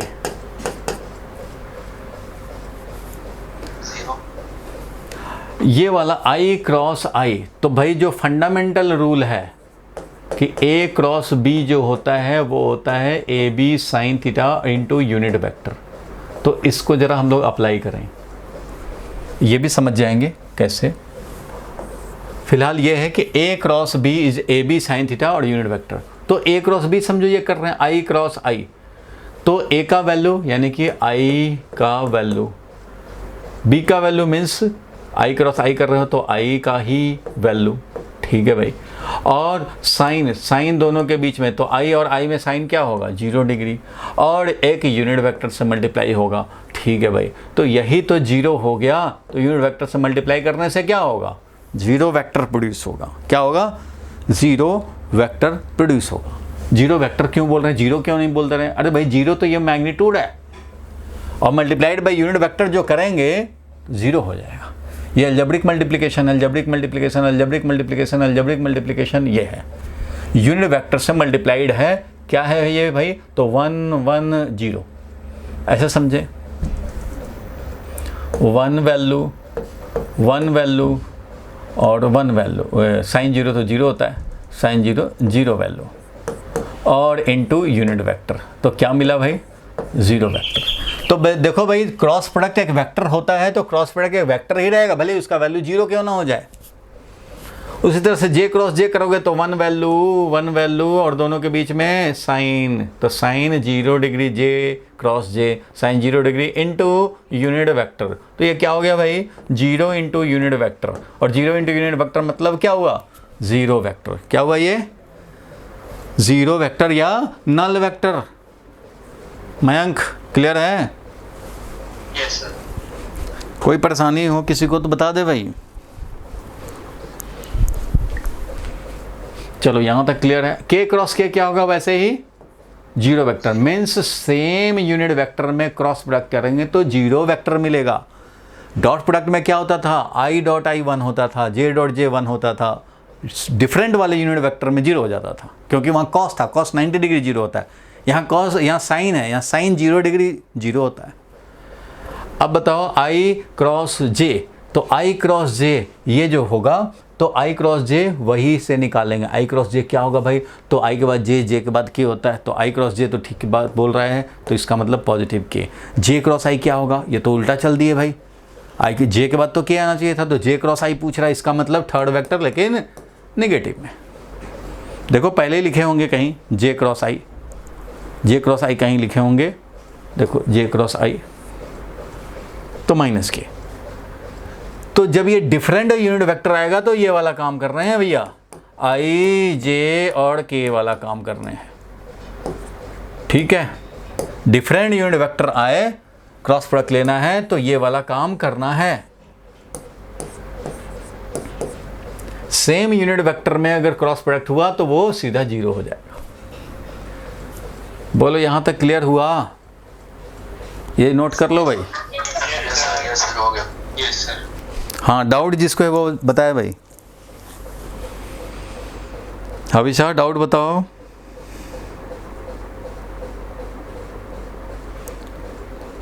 मयंक डाउट बताओ।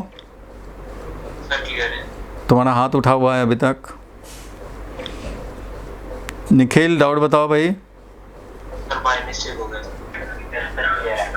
समझ गए, सारे लोग समझ गए हैं तो ठीक है भाई। अब इसका हम लोग यूज़ करना सीखेंगे, अब हम लोग इसका यूज़ करना सीखें। तो चलो यूज़ नंबर 1 लिखो भाई, ये नोट कर लिए। तो यूज़ नंबर 1, तो यूज़ नंबर 1 तो सबको पता है भाई, finding angle between two vector, theta निकालना।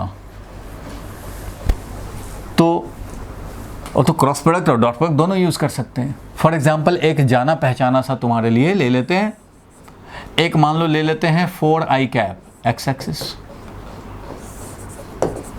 और एक 60 डिग्री पे ले ले, मान लो एक 60 डिग्री पे अगर ले लेते हैं कोई एक एंगल, तुम्हें बता करके ले रहे हैं भाई। अगर मान लो 60 डिग्री पे लें, ये अगर मान लो हमने ले लिया 3 वैल्यू और ये वाला ले लिया अगर 3√3, तो 60 डिग्री हो जाएगा ये अपने आप? नहीं हो जाएगा। tan 60 डिग्री हो जाएगा कि नहीं? tan थीटा होता है 3, ये वाला डिवाइडेड बाई ये वाला, तो ये अगर 3 हमारा हो जाए और ये वाला 3√3, मतलब मैं अगर बोलूँ कि एक वेक्टर A है जो कि 3i कैप है प्लस 3√3j कैप है, तो ये x एक्सिस से 60 डिग्री बना रहा है कि नहीं? बोलो एक्स एक्सिस से 60 डिग्री बना रहा है कि नहीं। एक तो ये है B vector, b is equal to 4i cap, और a वेक्टर मैंने ले लिया ये, जिसका कि ये वाला तो 3 है और ये वाला 3√3 है। तो इस वेक्टर को जो बोलेंगे हम लोग, ये वाला वेक्टर a, ये वेक्टर बोल रहे हैं 3i कैप और प्लस 3√3j कैप। तो ऑब्वियसली ये एक्स एक्सिस से 60 डिग्री इसका मतलब बना रहा है, क्योंकि यहाँ पे एंगल लोगे tan थीटा, मान लो ये थीटा ही है, तो tan थीटा जब तुम लिखोगे तो क्या मिलेगा बोलो, tan theta is equal to 3√3 divided by 3 cancel हो जाएगा, √3 हो जाएगा, means theta is equal to 60 degree. तो मैं जानबूझ के ऐसा दो वेक्टर ले लिया, क्वेश्चन में दे दिया if vector a is this, vector b is 4i cap, then find theta, angle between the two vector. ये नहीं दिया हुआ है भाई, ये तो मैंने तुम्हें समझाते हुए ये क्वेश्चन के बैकग्राउंड में ये माइंड में सोचा क्वेश्चन देने वाले ने। ये है अपना क्वेश्चन, सॉल्व करना है भैया। तो आपके पास दो मेथड है ना, using dot product and using cross product.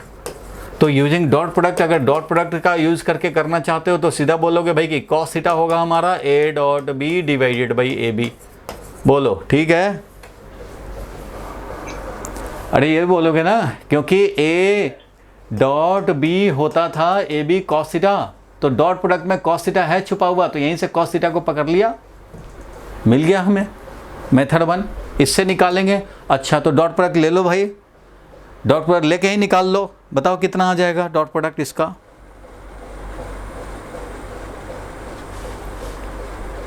बोलो भाई, इसका डॉट प्रोडक्ट लेंगे अगर तो 3 i को i के साथ डॉट प्रोडक्ट लेंगे तो 3 और इंटू 4 12 हो गया, और j को i के साथ करने की ज़रूरत नहीं, डिवाइडेड बाई a का वैल्यू अंडर रूट 3 का स्क्वायर प्लस 3√3 का स्क्वायर। ठीक है, ये हो गया मैग्नीट्यूड ऑफ a, और मैग्नीट्यूड ऑफ b क्या हो जाएगा भाई, तो मैग्नीट्यूड ऑफ b तो खुद ही 4 है, मैग्नीट्यूड ऑफ b तो 4 है ही। तो ये मिल गया तुम्हें।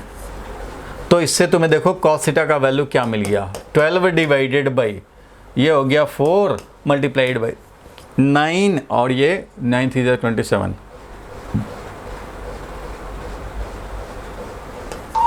36, यानी कि 12 डिवाइडेड बाई 4 इंटू 6, तो ये मिल गया 1/2। कॉस थीटा का वैल्यू मिला 1/2, means theta is equal to 60 degree. बोलो भाई, मिला?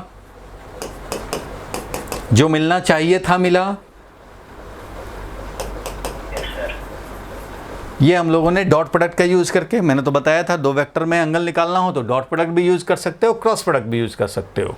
तो डॉट प्रोडक्ट हम लोगों ने यूज़ किया और ये वैल्यू मिल गया।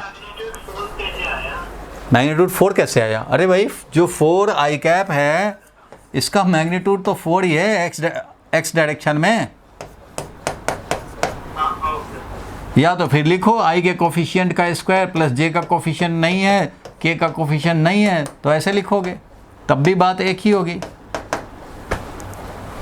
बोलो ठीक है, ये तो देख के ही बोल देंगे ना 4 है मैग्नीट्यूड। इसमें i का कोफिशिएंट का स्क्वायर j के कोफिशिएंट का स्क्वायर करोगे।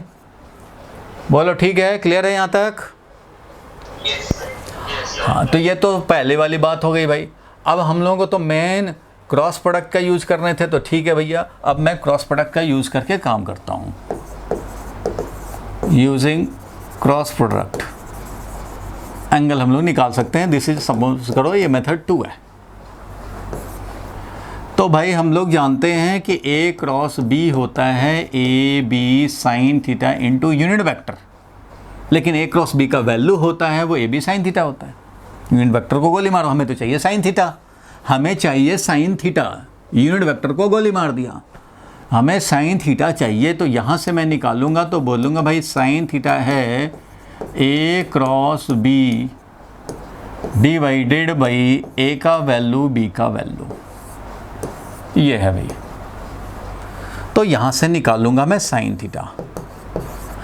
पहले चाहिए तुम्हें क्रॉस प्रोडक्ट, क्योंकि ये a और b तो तुम्हें पता है भाई कि एक है 4, b वाला 4 है, और इधर वाला हमारा रूट अंडर पता ही उधर निकाल ही रखा है तुमने, 3 स्क्वायर प्लस 3√3 का स्क्वायर, और इधर हमारा ये 4। तो ये तो पहले से पता है। और तुम्हें चाहिए क्या भाई, तो चाहिए हमें वैल्यू ए क्रॉस बी का। तो चलो ए क्रॉस बी निकालते हैं भाई। ए है हमारा 3i cap plus 3√3j cap. अब देखो कैसे निकालते हैं, और इसको क्रॉस प्रोडक्ट लेना है 4i कैप के साथ। तो भाई ब्रैकेट को ब्रेक करेंगे हम लोग, क्रॉस प्रोडक्ट लेंगे। ठीक है भाई, ये बीच में क्रॉस प्रोडक्ट है, तो ये वेक्टर अलग है, ये वेक्टर अलग है, इनमें क्रॉस प्रोडक्ट लेना है। मैं इधर साइड में लेकर के दिखा देता हूँ भाई। 3i प्लस 3√3j कैप और क्रॉस 4i कैप। चलो भाई, ये हमें अलग से मैं दिखा दे रहा हूँ।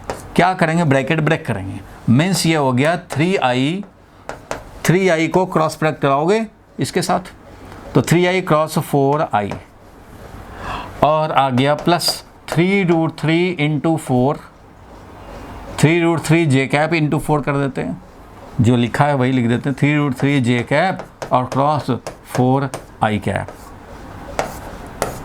3i cross 4i and 3√3j cap cross 4i। Clear है यहाँ तक?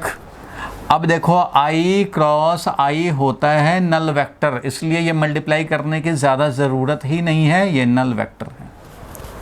बोलो भाई, 3 इंटू 4 12 हो जाएगा, i क्रॉस i 0 हो जाएगा। तुम सबको पता है भाई, i क्रॉस i तो 0 वेक्टर होता है, साइन 0 डिग्री आ जाएगा, साइन 0 डिग्री आ जाएगा, इसलिए 0 वेक्टर हो गया। इधर का देखेंगे तो यहाँ पे देखो 3√3 4, पहले कोफिशिएंट मल्टीप्लाई कर देंगे तो 12√3, कोफिशिएंट मल्टीप्लाई कर दिया तो 12√3, 4 इंटू 3 12√3, और j क्रॉस i क्या होगा भैया बोलो? i क्रॉस j होता तो k होता, j क्रॉस i बताओ, ये वाला सर्किल याद है ना, i j k, बोलो j क्रॉस i क्या होगा? माइनस k कैप, तो माइनस k कैप, तो माइनस k कैप है ये, तो इसलिए ये क्रॉस प्रोडक्ट आ गया -12√3 k कैप। ये मिल गया तुम्हें। तो अब मैं लिखूंगा यहाँ पे कि साइन थीटा जो आया वो आया तुम्हारा -12√3 k कैप। लेकिन तुम्हें क्या चाहिए भाई, इसका मॉड। ये क्या था, मॉड था, ये क्या था भाई, मॉड था। तो मीन्स तुम्हें -12√3 k कैप इसका मॉड चाहिए, क्योंकि मॉड a क्रॉस b होता है ए बी साइन थीटा, यहाँ से निकाले हैं, इसलिए इसका मॉड ही चाहिए, इन दोनों का मॉड चाहिए।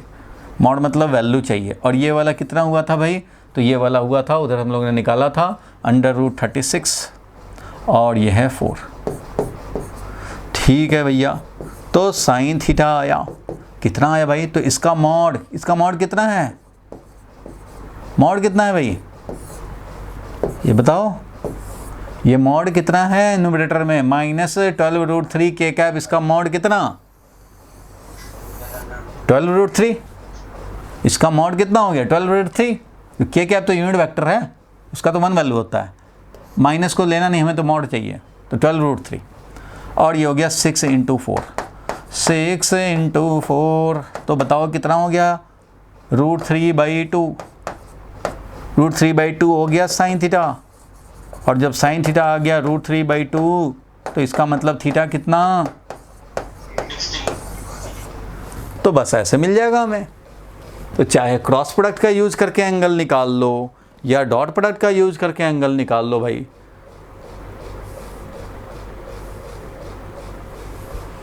बोलो भाई, ओके है अभी।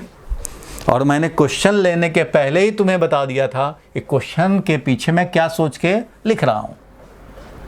एक मैंने वेक्टर लिया 4i कैप जो वेक्टर b बना, तो वेक्टर b हमने ले लिया है 4i कैप, और वेक्टर a जो लिया है x एक्सिस से 60 डिग्री पे लिया, तभी तो इधर 3 रखा तो इधर 3√3 रखा, इधर 4 रखते तो 4√3 रख लेते, इधर x रखते तो इधर x√3 रख लेते। तो जैसे भी हो, पहले ही से 60 डिग्री मान करके वैल्यू ही हमने लिया हुआ है, तो इसलिए a वेक्टर ये लिखा हमने और b वेक्टर ये लिखा और बोला कि एंगल निकाल ले भाई। तो इससे तुम्हें पता लग गया कि जो एंगल हमने सोच के रखा था वो डॉट प्रोडक्ट से भी निकाल सकते हैं और क्रॉस प्रोडक्ट से भी निकाल सकते हैं। नोट कर लो भाई, इसको अच्छे से समझ लो, माइक्रोस्कोप लगा के बता दो कहाँ पे डाउट है। नोट कर लिए? डाउट बता दो, डाउट बताओ।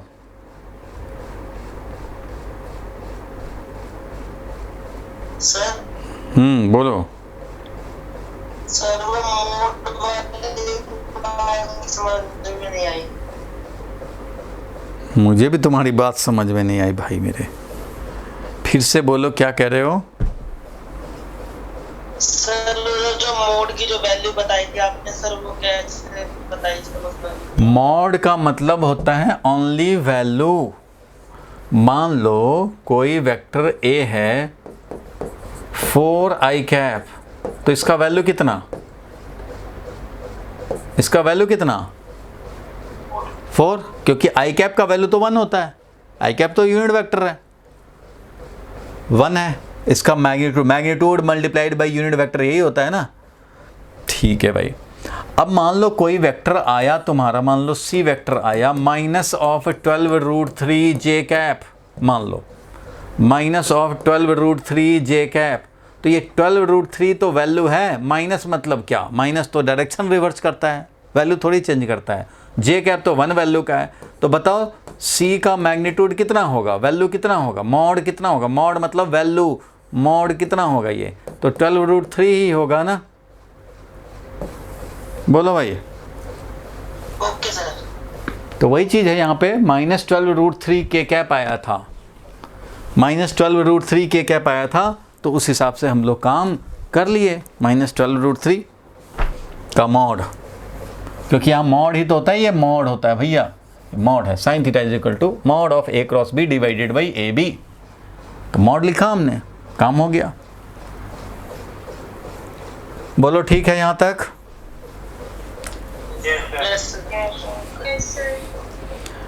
चलो ठीक है, तो नेक्स्ट पे चलते हैं।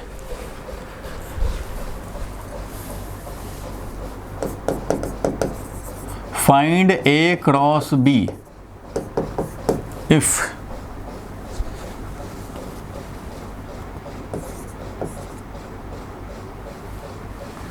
vector a is equal to I plus 2j plus 3k and b is equal to 2I plus 3j minus 4k।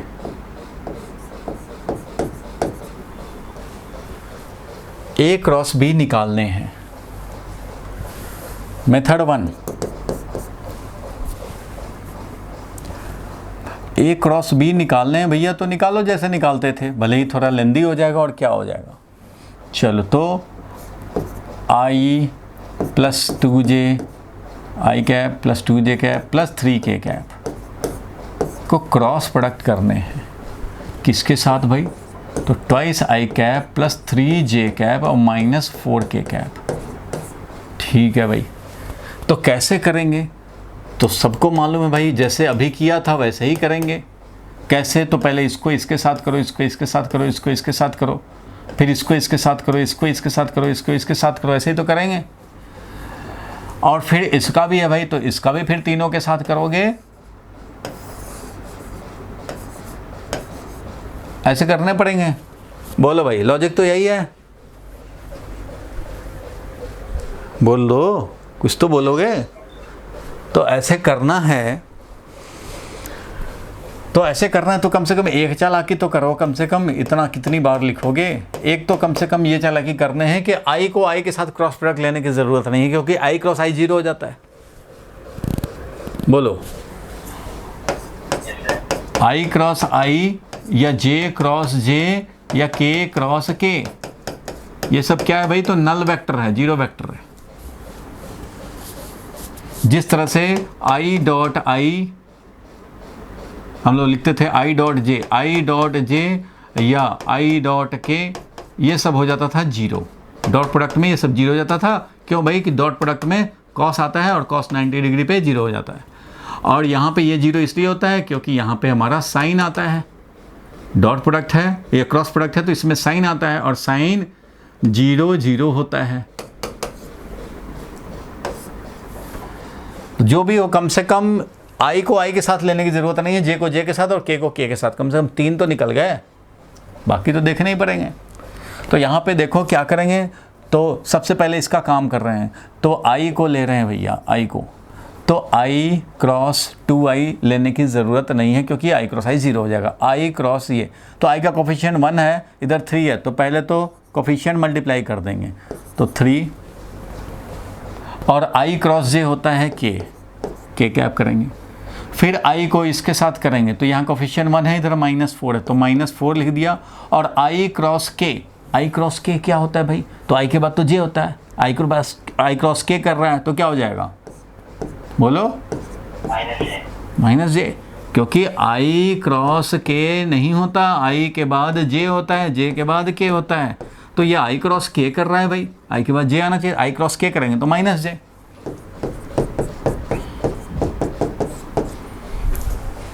तो ये हो गया भाई, आई को -4 से किया जब 1 को तो -4 हुआ कोफिशिएंट, और आई क्रॉस के किया तो -j आया, यानी कि ये प्लस अपना हो जाएगा बाद में नेक्स्ट स्टेप में। चलो आई वाले का काम खत्म हुआ।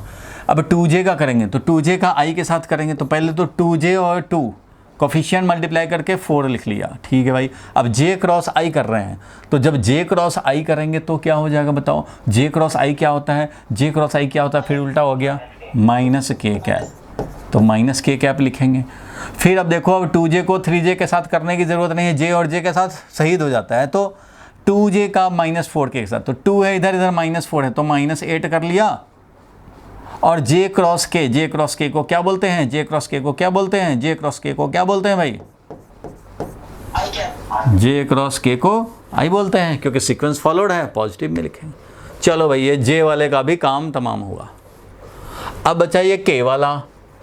अब k वाले को देखो फिर से कर रहे हैं, किसी को यहाँ कहीं कन्फ्यूज़न हुआ हो तो फिर से देख सकता है यहाँ पे, कि जैसे इसका किया वैसे ही इसका किया वैसा ही, अब इसका फिर से करने जा रहा हूँ। देखो, तो ये 3k को अब 2i के साथ करेंगे, तो 3 × 2, पहले कोफिशिएंट मल्टीप्लाई कर लिया, 6 आया भाई, 6 आया, 6। और k क्रॉस i करेंगे, k क्रॉस i करने से क्या होता है, k क्रॉस i करने से क्या होता है, j होता है भाई, i के बाद j, j के बाद k, k के बाद i, तो k क्रॉस i ही तो बोल रहा है, ये k क्रॉस i ही तो बोल रहा है, तो j,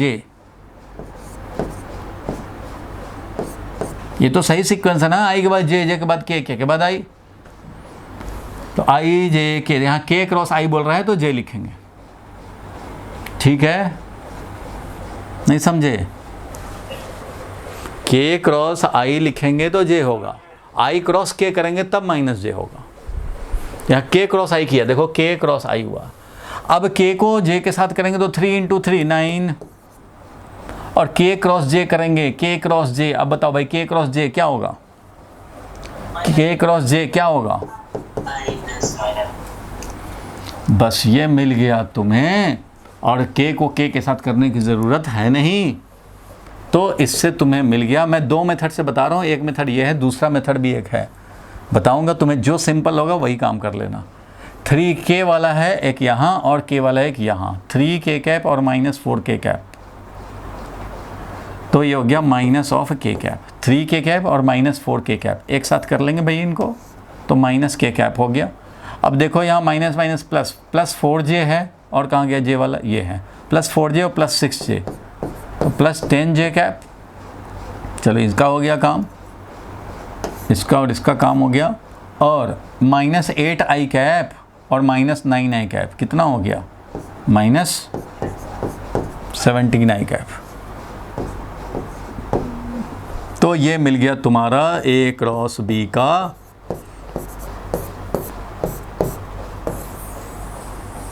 मतलब। अगर i पहले लिखना चाहते हो तो -17i cap +10j cap -k cap, ये आ गया। बोलो भाई, क्लियर हो गया सबको या डाउट है कहीं?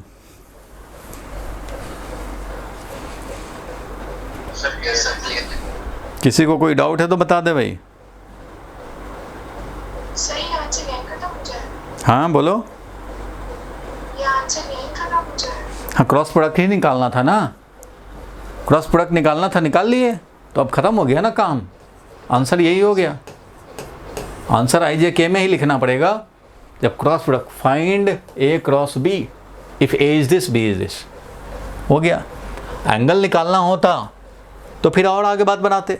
अगर एंगल निकालना होता, अच्छा भैया A और B में एंगल भी बता दो, तो यहाँ पे मैं क्या करता, A क्रॉस B पहले निकाल लेता, फिर लिखता यहाँ पे A क्रॉस B का वैल्यू डिवाइडेड बाई A का वैल्यू, B का वैल्यू। अब A क्रॉस B का वैल्यू यहाँ लिखते, तो A क्रॉस B का वैल्यू होता, वो हो जाता 17 का स्क्वायर प्लस ये 10 का स्क्वायर प्लस ये 1 का स्क्वायर। A का मैग्नीट्यूड, तो A का मैग्नीट्यूड लिखते, तो यहाँ पे लिखते 1 का स्क्वायर प्लस 2 का स्क्वायर प्लस 3 का स्क्वायर। फिर लिखते B का वैल्यू, तो B का वैल्यू है 2 का स्क्वायर प्लस 3 का स्क्वायर और प्लस 4 का स्क्वायर। और इसके बाद इसको सॉल्व कर लेते, जो आता, हाँ 4 का स्क्वायर किया है, -4 का स्क्वायर करो चाहे 4 का स्क्वायर करो, बात एक ही है। तो अगर निकालना होता एंगल तो ये काम करते, अभी एंगल नहीं ना निकालना है, क्वेश्चन नहीं दिया एंगल निकालने का, इसलिए हमें क्रॉस प्रोडक्ट तक निकालना था, क्रॉस प्रोडक्ट निकाल लिया। बोलो क्लियर है यहाँ तक? यही हो गया हमारा आंसर, आंसर यहीं तक है।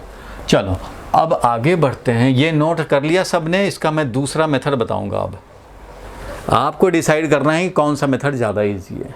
एक तो ये ब्रैकेट ब्रेक करने वाला है, ब्रैकेट ब्रेक करो, एक का तीनों के साथ करो, फिर दूसरे का तीनों के साथ, फिर तीसरा के तीनों के साथ करो। इसमें थोड़ा एक स्टेप कम कर सकते हो, इसमें तुम यही कि I को I के साथ मत करना, J को J के साथ मत करना, K को K के साथ मत करना, क्रॉस प्रोडक्ट हो रहा है इसलिए। चलो ये अगर हजम हो गया तो अब हम लोग इसका दूसरा मेथड जो ज़्यादा फेमस है, डिटर्मिनेंट मेथड। तो डिटर्मिनेंट तो आप पढ़ेंगे 12th क्लास में, लेकिन यहाँ पे भी आपको जानना पड़ेगा थोड़ा सा। देखो सिंपल है, कई लोगों को यही ज़्यादा सिंपल लगता है, कई बच्चों को लगता है। A क्रॉस B निकालना है, ध्यान देना, A क्रॉस B निकालना है, तो पहली बार में तो थोड़ा मुश्किल लगेगा, लेकिन जैसे प्रैक्टिस होगा वो इजी हो जाएगा। नहीं तो आपके पास तो ये मेथड है ही। A क्रॉस B निकालना है तो पहले लिखो भाई IJK में है I कैप, J कैप और K कैप लिख दोगे और ऐसे डंडा डाल दोगे। A क्रॉस B करना है तो A का कोफिशिएंट I वाला 1 है, I का कोफिशिएंट 1 है, J का कोफिशिएंट 2 है, K का कोफिशिएंट 3 है।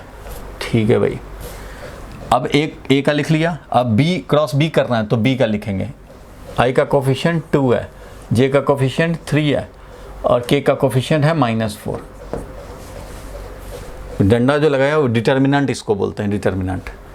तो कोई बात नहीं है, वैल्यू कितना आएगा वो समझो। तो वैल्यू आएगा तो इसमें क्या करते हैं, ये I है, I जब लिखेंगे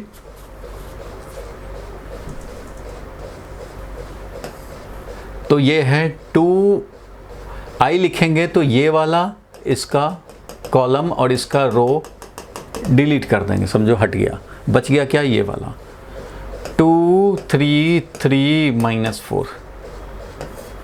फिर लिखेंगे -J कैप। अब J कैप वाला बीच वाला को माइनस रखते हैं, I रखा तो इसका कॉलम और इसका रो और कॉलम हटा लेंगे, बस ये वाला रख लेंगे। J तो -J के साथ आएगा, ये वाला और ये वाला इसका कॉलम और रो हटा लेंगे, बच जाएगा 1 और 3, 1 और 3 और इधर हो गया 2 और -4। और प्लस जब K कैप लिखना होगा हमें तो K कैप का कोफिशिएंट में क्या लिखेंगे, तो इसका रो इसका कॉलम हट जाएगा, बच जाएगा ये वाला 1 2 और यहाँ 2 3, 1 2 2 3। सबसे पहले IJK, A के कोफिशिएंट्स को रख देंगे, B के कोफिशिएंट, I का कोफिशिएंट, J का कोफिशिएंट, K का कोफिशिएंट रख दिया।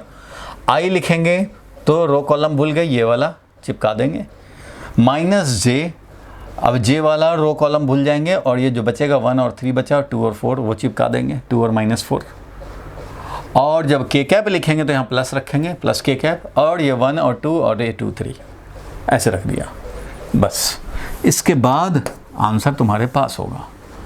आई कैप का कोफिशिएंट में क्या आएगा, तो 2 इंटू -4, इसको मल्टीप्लाई करते, इसको मल्टीप्लाई माइनस इसको multiply, 2 into -4 -8 -3 into 3 9 minus J cap है, इसको भी वैसे ही इसको मल्टीप्लाई करेंगे, इधर वाले को मल्टीप्लाई माइनस इधर वाले को मल्टीप्लाई, तो ये 4 -4 इंटू 1 -4 हो गया, और माइनस 2 इंटू 3 6 हो गया, 2 इंटू 3 6, फिर आ गया प्लस के कैप, इसको क्या करें तो 1 इंटू 3 ऐसे मल्टीप्लाई माइनस ये वाला मल्टीप्लाई, 1 इंटू 3 3 माइनस 2 इंटू 2 4, ये वैल्यू है, मतलब अलजबरा वाला ब्रैकेट है। तो ये हो गया, देखो -8 -9 -17 आई कैप, और देखो -4 और -6 -10 और इधर माइनस, तो +10 जे कैप, और ये 3 और -4 -1 तो माइनस के कैप। ये हो गया, देख रहे हो।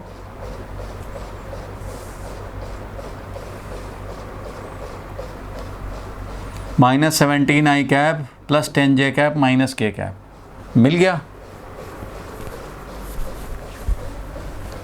करना क्या हुआ, फिर से बोल रहा हूं, A क्रॉस B निकालना है, IJ में अपना दिया हुआ है। अब मान लो कोई IJ ही दिया रहता, K नहीं होता उसमें, तो कोई बात नहीं, फिर भी लिखते IJK और K के नीचे लिखते 0, क्योंकि I + 2J + 0 के हो जाता। अभी I + 2J + 3 के है, इसलिए I वाले कोफिशिएंट, J वाले कोफिशिएंट, K वाले कोफिशिएंट रख दिया। इसका देखेंगे IJK का कोफिशिएंट 2 3 -4 2 3 -4 लिख लिया। उसके बाद I को पकड़ने हैं, इसका रो कॉलम भूलो, बाकी को रख दो। -J पकड़ने हैं, यहाँ पे ये ध्यान देने हैं कि ये -J रहेगा, और J वाले का रो कॉलम भूल जाओ, बाकी को चिपका दो। प्लस के कैप, इसका रो कॉलम भूल जाओ, इसको चिपका दो। और उसके बाद क्या, ये मल्टीप्लाई करो, इस वाले में जब 2 रहते हैं तो ये दोनों को मल्टीप्लाई करो, माइनस ये दोनों को मल्टीप्लाई करो। तो 2 इंटू -4 किया -8 माइनस 3 इंटू 3 9, फिर इन दोनों को मल्टीप्लाई करेंगे माइनस इसको, तो 1 इंटू -4 हो गया, और माइनस 3 इंटू 2 6, इन दोनों को मल्टीप्लाई करेंगे 3 इंटू 1 3 हो गया, और माइनस 2 इंटू 2 4 हो गया। बस उसके बाद क्या रख देने हैं, ऐसे मिल गया। बोलो भाई कौन इजी है, फर्स्ट मेथड कि सेकंड मेथड?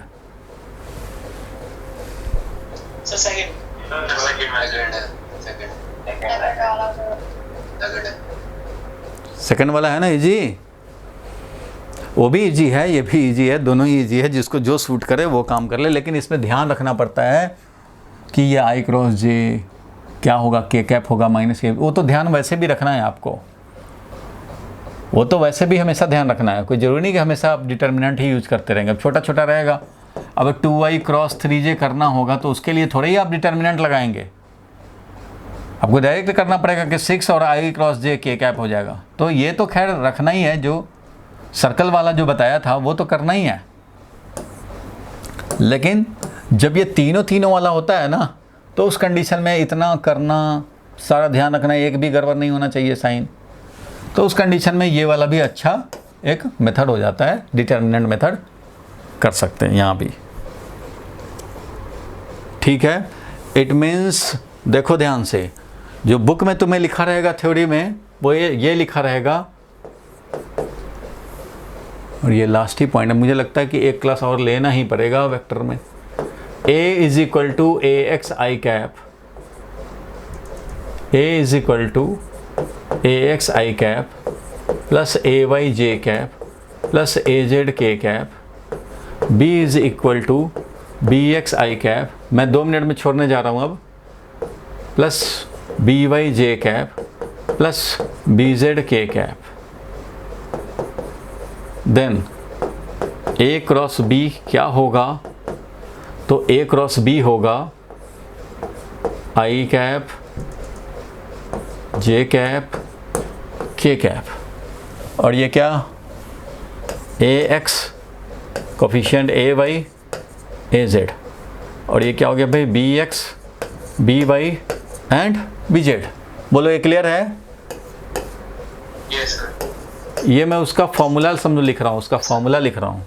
ये मिला, that is A cross B is equal to, I cap का कोफिशिएंट में क्या लिखेंगे?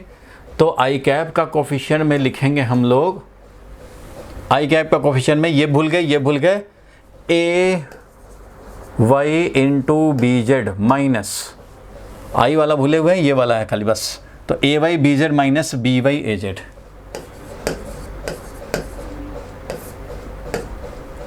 फिर minus J cap,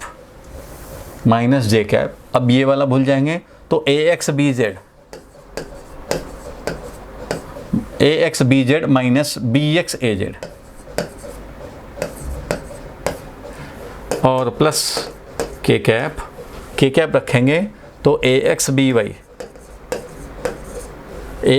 minus B X A Y. समझ में आ गया? ये हो गया ए क्रॉस बी। तो ये समझो उसी का फॉर्मूला बन गया, ये ऐसा लिखा रहेगा।